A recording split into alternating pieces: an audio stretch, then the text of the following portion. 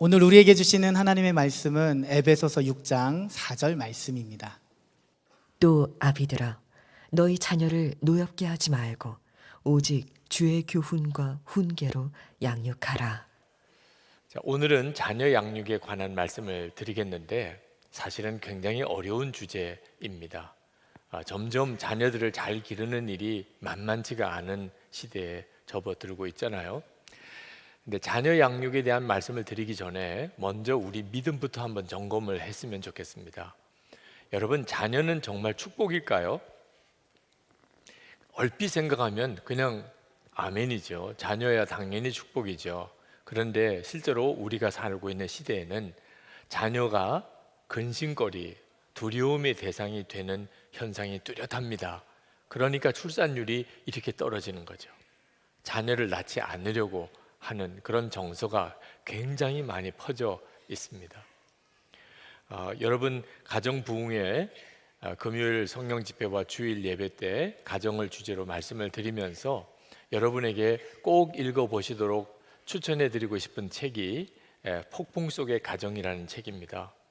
혹시 읽어보지 못하셨으면 꼭 한번 읽어보시기를 원합니다. 엄청난 도움이 되실 겁니다.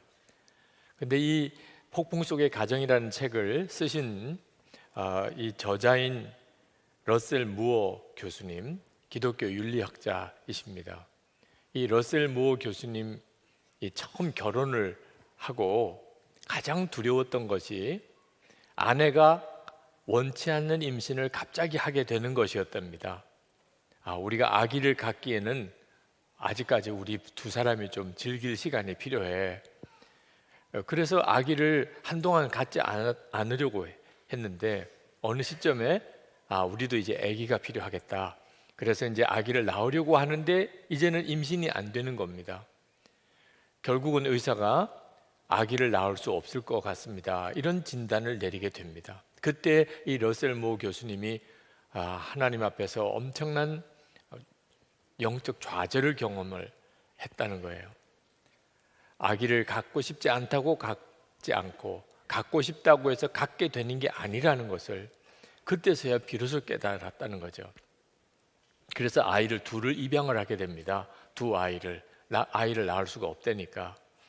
그런데 낳을 수 없다는 아이를 아내가 또 아들을 둘을 낳게 된 겁니다. 그래서 아들이 넷이 되었습니다. 아들 넷을 둔 아버지가 얼마나 바쁜지 상상이 되십니까?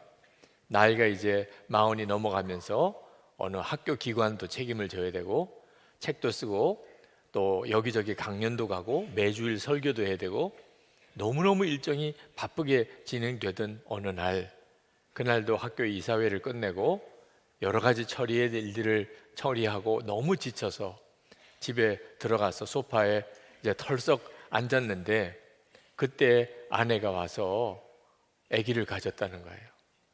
그 말을 듣는데 소파에 있는 방석을 뒤집어 쓰고 오 주여 했다는 거죠. 그러면서 아내에게 도대체 어떻게 된 일이야? 자기가 어디 가서 설교할 때마다 자녀는 축복이라고, 아내가 예기치 않았던 아기를 임신했다는 소식을 들으면 절대로 도대체 어떻게 된 일이야 이렇게 말해서는 안 된다고 자기가 그렇게 설교해놓고 자기 입에서 그 말이 툭 튀어나오더래요. 아기는 진짜 축복인가요? 이 문제부터 우리가 한번 확인을 해야 합니다. 정말 아이를 낳아서 기르기 힘든 시대에 우리가 살고 있습니다.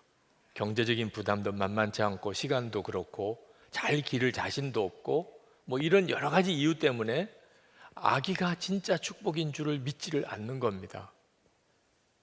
그러나 성경은 시대가 바뀌어도 아무리 환경이 달라져도 자녀는 하나님이 주신 축복이라고 증거하고 있습니다.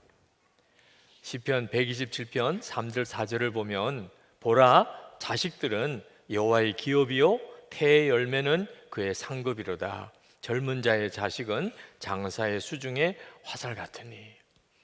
그러므로 오늘 자녀 양육을 위해서 말씀을 우리가 함께 나누지만 무엇보다도 믿음을 분명히 해야 합니다. 자녀는 축복이야. 자녀는 하나님이 주시는 상급이야. 그게 분명해야 합니다. 아이들이 태어나면 그 아이들이 무슨 말을 할 수 있겠어요? 그러나 그 아이들의 속에서부터 그렇게 어른들, 부모에게 말하는 것 같아요. 나를 잘 돌봐 주세요. 나를 사랑해 주세요. 나를 보호해 주세요. 아이들은 어른들에게, 부모에게 그렇게 정말 호소하지요. 그러나 실제로 살아보면 부모가 아이들 신세를 지고 살아요. 고생스러운 세월을 보내고, 그리고 내가 이런 고생을 견딜 수 있었던 것은 우리 아이들 때문입니다.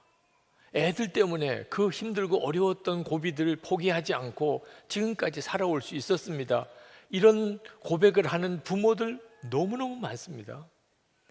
저도 딸이 둘인데 가만 돌아보면 정말 힘들고 쉽지 않았던 시절에 그 딸들 때문에 그래도 기쁨을 되찾고 다시 살아갈 힘도 얻고, 그리고 하나님 앞에 매달릴 수 있었던 정말 축복의 존재예요.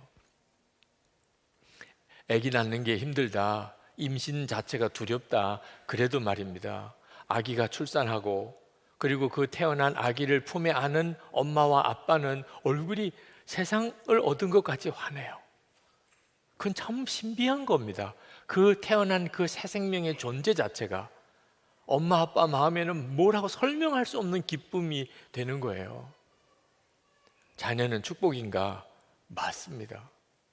우리 시대가 우리를 속이고 있어요. 자녀는 부담이야. 자녀 낳으면 고생이야. 그렇지 않습니다. 하나님의 말씀이 옳아요. 자녀가 축복입니다. 여러분이 이 사실에 대한 믿음을 분명히 해야 합니다. 자녀들이 커가면서 말도 잘 듣고 공부도 잘하고 그리고 돈도 잘 벌고 성공하고 좋은 학교 가고, 그래서 가문을 빛내주고, 그러면 자녀가 복인가? 여러분, 이런 생각에서 빨리 벗어나야 됩니다. 여러분이 그렇게 생각하니까 자녀가 못나 보이고, 자녀 때문에 속상하고, 자녀들에게 화를 자꾸 내고, 자녀들에게 막 다그치고 잔소리하고 그렇게 되는 거예요. 공부 잘해야 되고 말 잘 듣고 뭐든지 잘하고 성공하고 돈도 잘 벌고 그래야 복이라고 생각하니까, 그렇지 못한 자녀라고 느껴질 때 막 화가 나는 거죠. 여러분, 자녀는 그냥 있는 그대로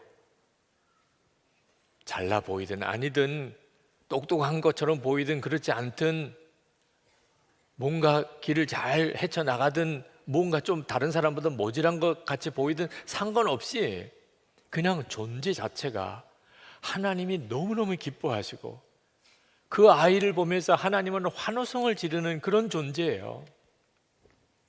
게리 토마스라는 분이 사랑학교라고 하는 책을 썼는데, 그 책 속에 이 저자가 어느 고등학교 풋볼 시상식에 갔던 이야기를 하고 있습니다. 그 학교에서 그 풋볼 팀 선수 모두에게 상을 주려고 그렇게 계획을 했는지 온갖 이름의 상을 다 붙여가지고 그 선수들을 하나하나 상을 주더래요. 최우수 선수상을 받은 선수 학생이 단에 불려서 올라갈 때는 뭐 우레 같은 박수 소리가 들렸습니다. 당연히 그랬겠죠.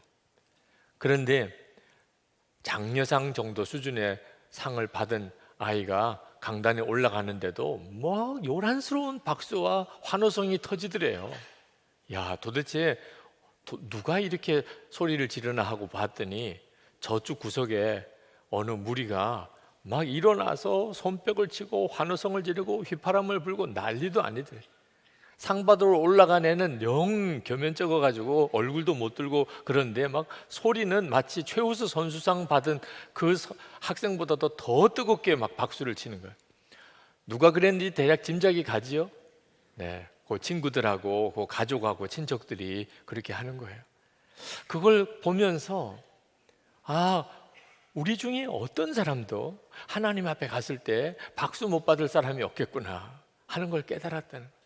하나님은 우리 아버지세요. 우리 자녀들의 아버지세요.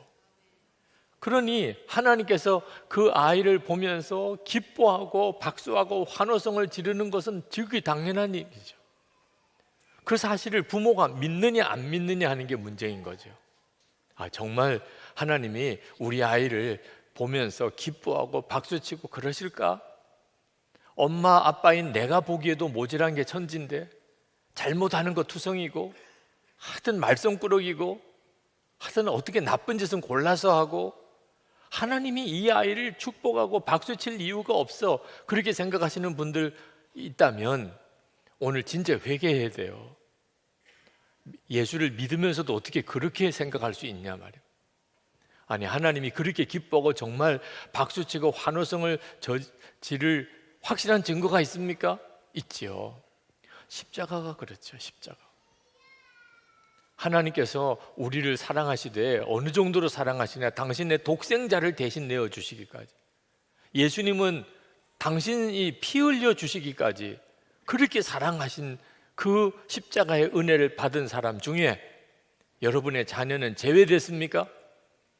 여러분의 자녀들은 하나님의 그 십자가의 은혜에 받을 사람이 안 된다, 하나님께서 우리 자녀에게는 절대로 십자가의 은혜를 주실 수 없으시다, 여러분 이런 아이가 있을 수 있겠습니까? 모든 우리 자녀들이 다 십자가의 은혜의 대상입니다. 그 말은 하나님이 기뻐하시고 정말 환호성을 지르고 그렇게 좋아하지 않을 아이가 한 아이도 없다는 거예요. 여러분이 이 사실을 진짜 믿으면 아이들이 살 길이 열립니다. 부모가 정말 그걸 믿으면. 너는 하나님의 축복의 아이야. 하나님이 너를 얼마나 사랑하는 줄 알아? 얼마나 기뻐하는 줄 알아? 여러분이 그 사실을 진짜 믿게 되면 그 아이를 바라보는 눈이 달라지고 말이 달라진다니까요. 결국은 믿음이 없었던 거예요. 하나님이 우리 아이를 얼마나 사랑하시고 얼마나 기뻐하시는지. 어떤 분은 목사님 말씀 다 이해하겠는데 지금 세상이 너무 힘들잖아요. 나도 지금 살아가기가 이렇게 어려운데 어쩌자고 애를 낳아가지고 이 험한 세상, 이 힘든 세상, 사고도 많고 재앙도 많고 너무너무 믿음으로 살기도 어렵고 이 경쟁이 살벌한 이런 세상에 무책임하게 낳아놓기만 하면 어떻게 할 겁니까? 저는 이런 세상에 사는 아이를 안 낳는 것이 그 아이에게 잘해주는 거라고 생각합니다. 충분히 이해할 만해요. 우리가 사는 세상, 쉽지 않은 세상, 정말 어려운 세상, 고생할 것이 뻔한 세상, 그렇게 느껴질 만합니다. 그러나 여러분 한번 생각해 보세요. 인류 역사상 그 어느 시대에 재앙이 없었고 환란이 없었고 시험이 없었고 마귀가 영적인 공격을 하지 않은 그런 시대가 어느 시대에 한 번이라도 있었냐 말입니다. 어느 시대나 환란, 재앙, 시험은 다 있었습니다. 그런데 우리 주님은 그냥 그런 세상에 우리를 그냥 살도록 내버려만 두신 게 아니고 엄청난 약속을 하셨습니다. 마태복음 20장 28장 20절에 보면 내가 세상 끝날까지 너희와 항상 함께 있으리라. 아멘. 세상만 힘든 거 아닙니다. 우리가 예수를 믿는다면 진짜 믿어야 될 것이 우리 주님이 항상 세상 끝날까지 함께 계시겠다고 하신 거예요. 우리 주님이 함께 계시기만 한다면야 사망의 음침한 골짜기도 얼마든지 주님 따라갈 수 있는 거죠. 우리 아이들 예수님이 함께 하시는 믿음만 갖도록 해주면 되는 거예요. 그러면 주님께서 그 아이를 데리고 이 세상을 얼마든지 잘 살아가게 합니다. 하나님께서 우리에게 자녀를 주실 때 그냥 우리 힘으로 살아가라고, 부모가 잘 기르라고 맡긴 게 아닙니다. 주님이 세상 끝날까지 항상 함께 하시겠다는 약속도 함께 주셨던 거예요. 부모는 오직 주의 교양과 훈계로 아이를 양육하기만 하면 됩니다. 그런데 주님의 교양과 훈계로 양육하는 것에 대해서 좀 오해가 있습니다. 많은 부모들이, 특히 경건한 많은 부모들이 주의 교양과 훈계로 자녀를 양육하라고 그랬지, 그러니 너 반드시 교회 가야 돼, 일요일이면 교회 가서 주일 예배 드려, 너 성경 반드시 읽어야 돼, 너 정말 기도해야 돼, 너 절대 거짓말하면 안 돼, 너 똑바로 살아, 너 방 청소 제대로 해야 돼, 예수님이 보시면 뭐라고 그러겠어? 이렇게 하라는 게 아니라는 것을 알아야 됩니다. 그렇게 가르치니까 아이들이 독립군이 되는 거예요. 빨리 독립해야 되겠다. 엄마, 아빠 이 잔소리에서 내가 빨리 도망가야지. 예수 믿는 게 좋은 게 전혀 느껴지지 않아요. 예수 잘 믿는 게 좋다는 느낌이 안 드는 거예요. 그게 종교 생활이에요. 이건 주의 교양과 훈계로 가르치는 게 아닙니다. 그럼 어떤 게 주의 교양과 훈계로 가르치는 거죠? 예수님 하면 가장 먼저 떠오르는 게 뭡니까? 십자가죠. 십자가가 뭡니까? 완전한 용서, 완전한 사랑이죠. 그러니까 주의 교양과 훈계로 가르친다는 것은 아이들이 완전한 용서와 사랑의 분위기 속에서 자라는 거예요. 엄마 아빠가 끊임없이 용서하고 끊임없이 사랑하는, 그걸 경험하면서 자라게 하라는 거예요. 그래서 아이들이 우리 아빠는 성경에 탕자의 이야기에 나오는 그 아빠 그대로야. 우리 아빠는 정말 탕자의 비유에 나오는 그 아빠야. 그러면 주의 교양과 훈계로 가르친 거예요. 우리 엄마 볼 때마다 나는 예수님 보는 것 같아. 물어봐요. 오늘 돌아가서 나는 엄마 보면 정말 예수님 보는 것 같아. 예수님이 이러셨을 것 같아. 이렇게 고백할 수 있게 해주라는 거예요. 용서하고 또 용서하고 사랑하고 또 사랑하고.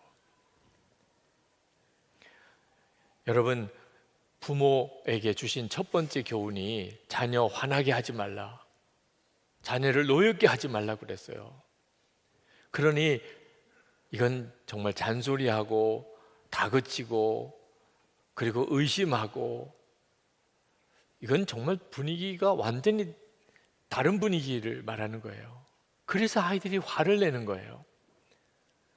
엄마는 교회 가라, 성경 봐라, 기도하라, 싸우지 마라, 청소도 제대로 해라, 내 이불은 제대로 개라, 숙제는 했냐, 그렇게 말만 하지. 엄마 아빠에게서 용서를 느끼고 사랑을 경험하고 진짜 믿음을 볼 수 없다면, 그러면 자녀들은 화가 나는 거죠.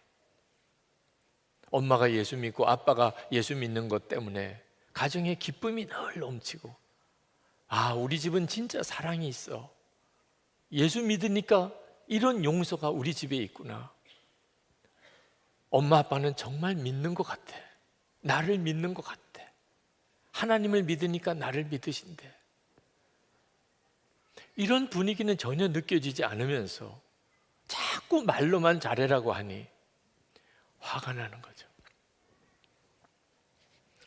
여러분, 부모로서 우리가 할 일은 자녀에게 말로 가르치고 또는 야단치고 하는 게 아닙니다. 그냥 믿음과 사랑으로 살아내는 거예요. 엄마 아빠가 진짜 믿음과 사랑으로 살아내는 것. 아이들이 다 압니다. 엄마가 하나님을 진짜 믿고 나를 믿는지, 엄마 아빠를 통해서 정말 예수님이 나를 용서하고 사랑하시는지 아이들이 다 알아요. 우리는 나이가 들어서 늙고 초라해지고 결국은 자녀들에게 짐이 되는 것에 대해서 두려운 마음이 있습니다. 실제로 그건 두려운 일이죠. 자녀들에게 짐만 되지 않을까, 사실 걱정할 만한 일입니다. 이 폭풍 속의 가정이란 책 속에 보면 이 러셀 무어 교수님이 그 12살 된 세무엘 아들을 자신의 인생의 마지막 순간을 이렇게 보지 않겠나 하고 예측하는 글이 나옵니다. 내 인생의 마지막에 세무엘이 나를 돌보면서 어떤 짐을 지게 될지 궁금하다.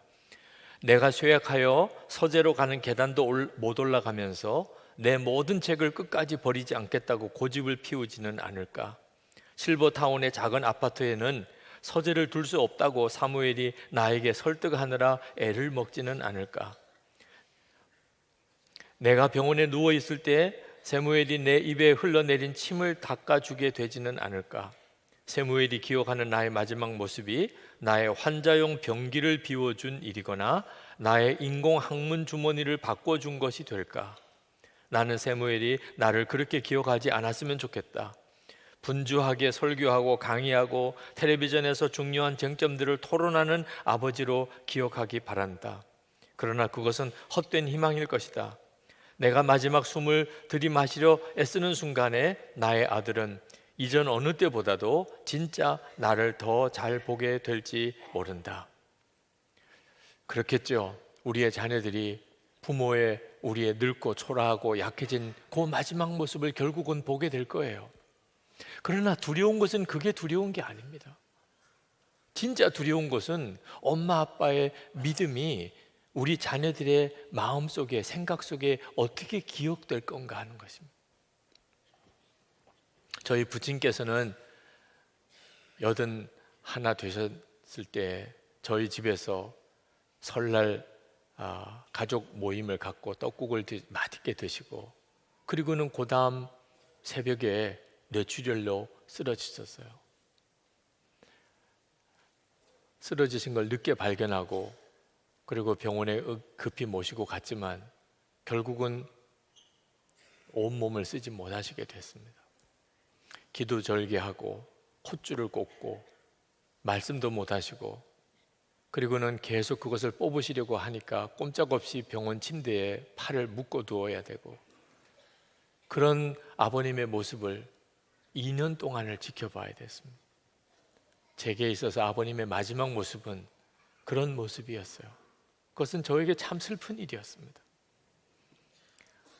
그러나 아버님 장례를 치르면서 아버님이 나에게 심어준 것이 그 초라했던 마지막에 그 고통스러웠던 모습만 아니었다는 걸 알았어요. 저희 부친은 굉장히 성품이 온유하심, 어느 누구하고도 싸우신 적이 없으세요. 큰 소리 내신 적도 없으시고 계속 오래 참으시고 또 참으시고 모든 사람과 화평하게 지내셨어요. 어떻게 좋은 사람만 만날 수 있었겠습니까? 진짜 힘들고 어려운 분들도 많이 만났는데도 어쩌면 그렇게 모든 사람과의 관계를 잘 부드럽게 맺어 가실지.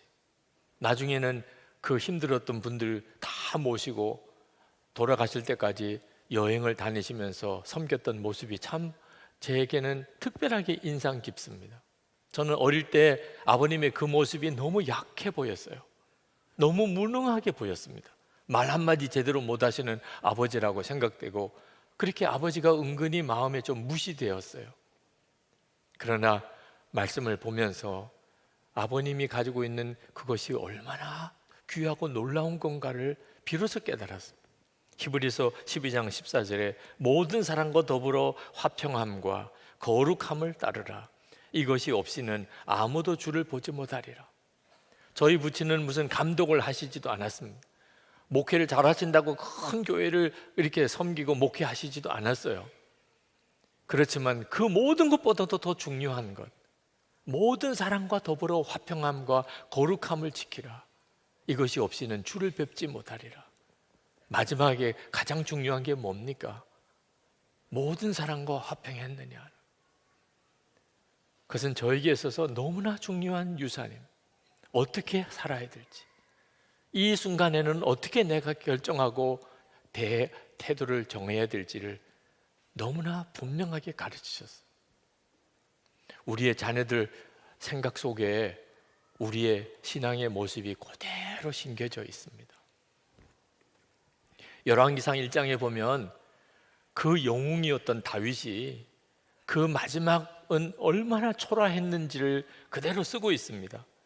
다윗 왕이 나이가 많아 늙으니 이제는 이불을 덮어도 추워요. 그래서 젊은 여자를 그 이불 속에 같이 자게 해야 될 정도로 그렇게 다윗도 노년에는 초라하고 연약해져 있었습니다. 근데 그것으로 끝이 아니에요. 다윗의 마지막은 그렇게 끝난 게 아닙니다. 그 아들 솔로몬 안에 다윗의 믿음이 그대로 남아 있었어요. 다윗이 죽고 난 다음에 솔로몬이 왕이 되고 여호와의 성전을 짓습니다. 그리고 하나님 앞에 일천번제를 드렸습니다. 하나님께서 솔로몬에게 꿈에 나타나셔서 내가 너에게 뭘 해주기를 원하느냐, 기가 막힌 제안을 하셨어요. 하나님이 그렇게 말씀하실 때 하나님은 대략 어떤 대답을 들을 거라는 예상을 하셨던 것 같아요. 사람이면 다 누구나 다 부귀를 구하고 장수를 구하고 그리고 모든 대적을 이기는 승리를 구하고 뭐 대략 그렇지요. 그런데 솔로몬은 하나님, 제가 이 많은 백성을 재판을 해야 되는데 나는 작고 미련합니다. 나에게 지혜를 주세요. 이 백성들을 잘 판단할 수 있도록 저에게 지혜를 주세요. 하나님이 깜짝 놀랐습니다. 구하지 않아서 복을 받은 사람이 솔로몬이에요. 그렇게 달라고 해도 안 주시는 하나님. 솔로몬은 부귀영화를 구하지 않았어요. 그리고 구하지 않았던 부귀영화까지 다 주셨어요. 하나님께서 내가 너에게 뭘 해주기를 원하느냐 이런 질문할 때 솔로몬의 지혜로운 대답은 기가 막힌 것이었어요. 그런데 이것은 솔로몬의 것이 아니에요. 다윗의 것이에요. 솔로몬이 그 하나님의 말씀을 들을 때 아버지 다윗이 생각이 났다고 그랬습니다. 열왕기상 3장 6절에 보면 솔로몬이 이르되 주의 종 내 아버지 다윗이 성실과 공의와 정직한 마음으로 주와 함께 주 앞에서 행함으로 주께서 그에게 큰 은혜를 베푸셨고 주께서 또 그를 위하여 이 큰 은혜를 항상 주사 오늘과 같이 그의 자리에 앉을 아들을 그에게 주셨나이다. 하나님께서 말씀하시는데 솔로몬이 아버지 생각이 났어요. 아버지는 성실과 공의와 정직한 마음으로 주와 함께 주 앞에서 행하셨지. 그러니까 금방 부귀영화를 구할 게 아니고 백성들을 잘 재판할 수 있는 지혜를 구할 마음이 일어났던 거죠. 그리고 하나님이 그 모든 것을 구하지 않은 걸 다 주시게 된 거죠. 어느 날 솔로몬이 아마 아버지 다윗에게 물었을 거예요. 아버지도 하나님을 안 믿고 하나님 앞에 크게 범죄하고 하나님의 마음을 아프게 하고 하나님께 그렇게 벌을 받았던 그랬던 적도 있었나요? 다윗이 대답했겠지요. 솔로몬아, 나도 그랬다. 너가 태어나기 전이지만 진짜 끔찍한 죄, 정말 부끄러운 죄, 그런 죄를 나도 지었지. 하나님으로부터 책망도 많이 받았다. 솔로몬이 대답했을 거예요. 아버지, 정말 믿어지지 않아요. 진짜 믿어지지 않아요. 솔로몬이 보았던 아버지 다윗은요, 그럴 아버지가 아니었습니다. 히스기야라고 하는 왕이 나옵니다. 아주 훌륭한 왕이에요. 우상을 철폐하고 산당을 다 무너뜨리고 정말 기도 많이 하고 죽을 병에 걸렸을 때 간절히 눈물로 기도해서 15년 생명 연장을 받았던 그런 왕입니다. 그가 생명 연장을 받고 3년 뒤에 므낫세라는 아들을 낳았어요.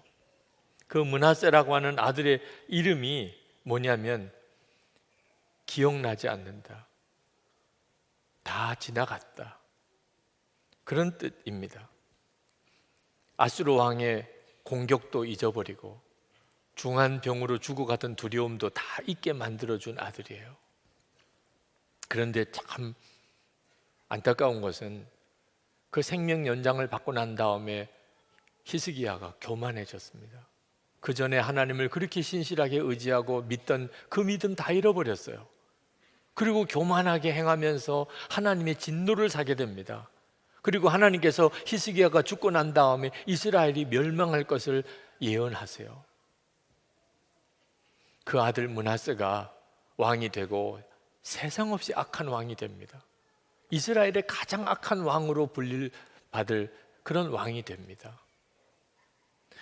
므낫세가 어느 날 히스기야에게 이렇게 물었을지 몰라요.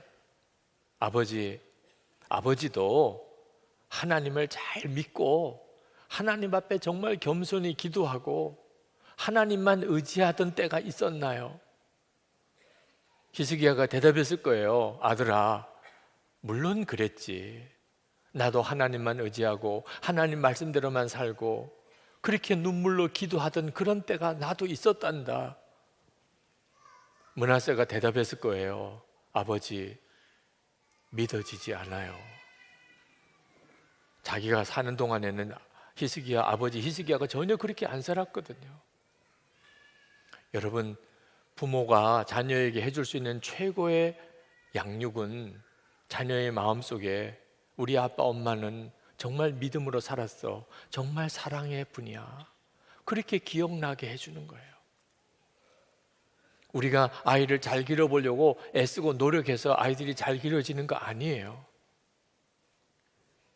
우리 자신이 믿음과 사랑으로 사는 것이 하나님께서 우리를 통해서 자녀를 기를 수 있는 유일한 방법이에요. 자녀를 방임하라, 그냥 내버려 두라는 거 아닙니다.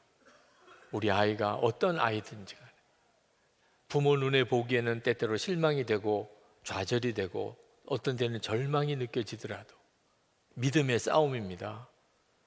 이 아이는 하나님의 축복의 아이야. 하나님이 사랑하는 아이야. 예수님이 대신 십자가에 죽어주신 아이야. 그걸 믿어야 돼요. 그리고 할 수 있는 것은 사랑밖에 없어요. 용서하고 사랑하고 사랑하고 용서하고 예수님께서 우리에게 하신 것처럼 그렇게 우리 아이에게 해야 하는 거죠. 자녀가 정말 엉망으로 사는 것처럼 보일 때도 내가 뭘 하든지 내가 어디 가든지 너는 항상 우리 자녀다. 우리는 내가 우리의 자녀라고 항상 기쁘게 말할 거야. 우리는 내가 하는 일, 너의 행동은 좋아하지 않아. 그러나 너의 존재를 부끄러워하지 않을 거야. 하나님 앞에 신실한 가정에도 탕자가 나올 수 있습니다. 탕자의 비유에 보면 그 좋은 아버지 밑에도 탕자가 나오잖아요. 그런데 우리 가정에 탕자가 생겼다는 게 부끄러운 게 아닙니다. 진짜 부끄러운 것은 탕자를 부끄러워하는 그게 부끄러운 거예요. 믿음이 없다는 뜻이잖아요. 사랑이 없다는 뜻이잖아요. 그러니까 주님이 아무것도 못 하시는 거예요. 우리가 믿음과 사랑으로 자녀를 양육한다고 자녀들이 다 바로 서는 건 아닙니다. 우리가 생각했던 것처럼 우리가 원하던 그때에 아이들이 다 바로 서지지는 않을 수 있어요. 그러나 기억해야 합니다. 반드시 탕자가 돌아오듯이 하나님께서 그 아이들을 통하여 하나님의 역사를 보여줍니다. 물론 어떤 때는 부모가 죽고 난 다음에 그 결실이 이루어질 수도 있죠. 부모가 할 수 있는 것은 오직 하나입니다. 우리 엄마 아빠는 정말 믿음과 사랑의 사람이었어. 엄마 아빠는 나를 정말 믿으셨어. 그리고 정말 사랑하셨어. 알고 보니까 그것이 하나님으로부터 온 것이었어. 그러면 그 다음부터는 주님이 하십니다. 이 시간에 우리 오늘은 특별히 자녀를 위해서 기도했으면 좋겠습니다. 하나님, 저희 가정에 허락하신 자녀 아무개를 위해 기도합니다. 정말 제가 믿음과 사랑으로 아이를 잘 길러보겠습니다. 혹시 여러분 중에 자녀가 없거나 또는 자녀가 먼저 세상을 떠났거나 하는 사람이 혹시 있으면 여러분, 교회는 한 가족인 것을 기억하셔야 됩니다. 여러분의 육신의 자녀는 없을지라도 영적으로 우리 교회 안에 자녀들이 엄청나게 많습니다.